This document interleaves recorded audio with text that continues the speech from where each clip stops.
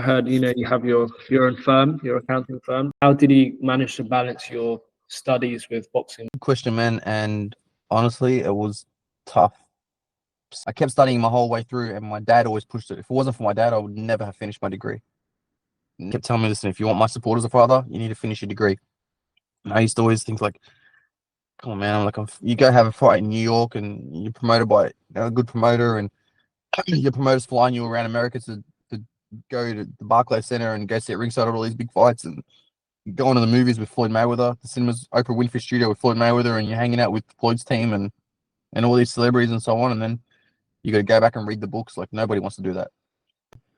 I used to go to the gym, and the gym was like 45 minutes an hour from where I lived in Miami. So I used to travel to the gym in the mornings, train, come back. That's 4 or 5 hours gone already because of the travel, and then have to go back to the gym again in the afternoon, and in between study.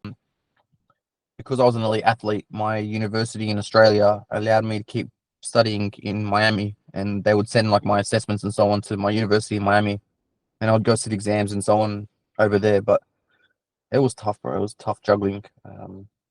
The reality of it is that anything can go wrong with sports. Like I made some, I made some money, but I didn't make enough money to retire, and only less than 1% of all athletes in every profession, every sport, make enough money to retire.